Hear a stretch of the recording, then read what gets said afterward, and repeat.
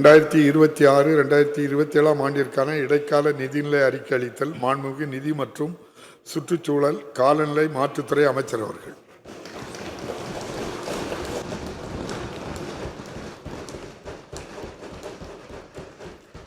மாண்புமிகு பேரவை தலைவர் அவர்களே, 2026-27 ஆண்டிற்கான இடைக்கால வரவு செலவு திட்ட மதிப்பீடுகளை வரலாற்று பெருமை மிகுந்த இந்த சட்டமன்றத்தின் முன் வைப்பதில் நான் பெருமிதம் கொள்கிறேன்.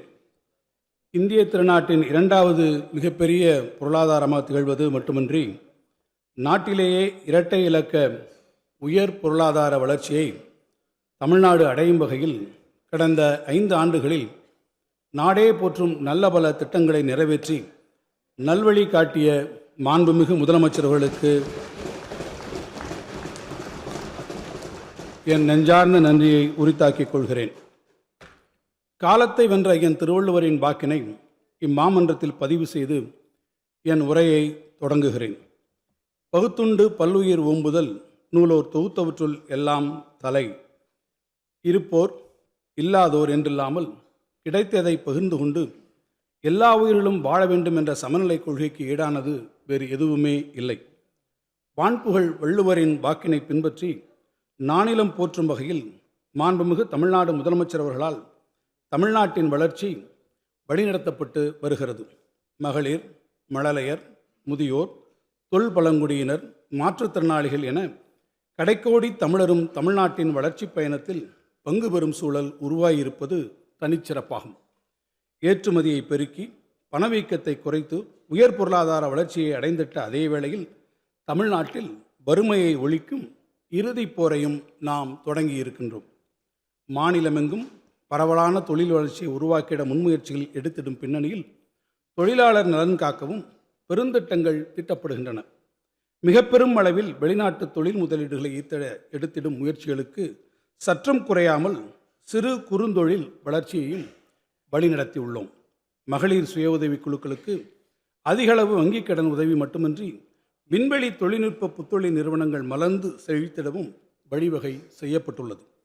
அனைவருக்கும் உணவு பாதுகாப்பை உறுதி செய்திடும் முனைப்பில் நீர்வளம் பெருக்கி உணவு உற்பத்தியில் வரலாறு காணாத சாதனையை நாம் நிகழ்த்தி காட்டியுள்ளோம். நவீன திறன் பயிற்சிகள் பெற்று உலகை வெல்லும் தமிழக இளைஞரை உருவாக்கிட நாம் வடிவமைத்த முன்னோடி திட்டங்கள் அடைந்த வெற்றி உலகப்புகழ்பெற்ற பல்கலைக்கழகங்களை தமிழ்நாட்டுக்கு வருகை புரியவும் வைத்துள்ளன. செயற்கை நுண்ணறிவு உள்ளிட்ட அறிவுசார் பொருளாதாரத்தில் நம் இளைஞர்கள் சிறந்து விளங்கிட உரிய திட்டங்கள் தீட்டப்படும் அதே வேளையில் தமிழர் தம் தொன்மையினை அடுத்த தலைமுறையினர் அறிந்து கொள்ளும் வகையில் கீழடி பொருணை அருங்காட்சியகங்களை அழகுற வடிவமைத்துள்ளோம். மாவட்டந்தோறும் மாபெரும் தொழிற்பூங்காக்கள், 4 வழிச்சாலைகள், மேம்பாலங்கள் எனும் வளர்ச்சி பாதையில் முன்னேறும் தமிழ் நிலப்பரப்பில் வனவிலங்குகள், பறவைகள் சரணாலயங்கள் மற்றும் கடல்வாழ் உயிரின பாதுகாப்பு, அதிகரிக்கும் வனப்பரப்பு என பசுமை வழி பயணத்திற்கும் உரிய கவனம் செலுத்தப்பட்டு வருகிறது. தமிழர் நலன் கருதி நாம் உருவாக்கும் நலத்திட்டங்கள் பலவற்றை பிற மாநிலங்களும் பின்பற்ற தொடங்கி இருப்பதால் மக்கள் நல அரசுக்கான இலக்கணத்தை வகுத்திடும் வகையில் நாட்டிற்கே வழிகாட்டும் வரலாற்று கடமையினை நாம் மிகுந்த பொறுப்புணர்வோடு செயல்படுத்தி வருகிறோம். முத்தமிழறிஞர் கலைஞர் அவர்கள் அரை நூற்றாண்டுக்கு முன்னரே ஓர் வரவு செலவு திட்டம் எப்படி அமைந்திட வேண்டும் என்று நமக்கு வழிகாட்டி சென்றிருப்பதை நான் இங்கு பதிவு செய்ய விரும்புகிறேன். தீட்டப்பட்ட திட்டம் ஒன்றிற்கு தேவையான நிதி வாயில்களை எந்த வழியில் திரட்ட முடியும் என்பதில்தான் கவனம் செலுத்த வேண்டுமே தவிர வேண்டிய நிதி வசதிகள் தற்போது காணப்படவில்லை என்பதால் திட்டச் செலவையும் வளர்ச்சி விரைவையும் குறைப்பது முறையாகாது. ஆக்கப்பணிகளை நிறைவேற்றும் வேகம் சிறிதும் கொன்றாத திட்டமிட்ட வளர்ச்சிக்கு நம்முடைய வரவு செலவு திட்டம் ஒரு கருவியாக இருக்க வேண்டும்.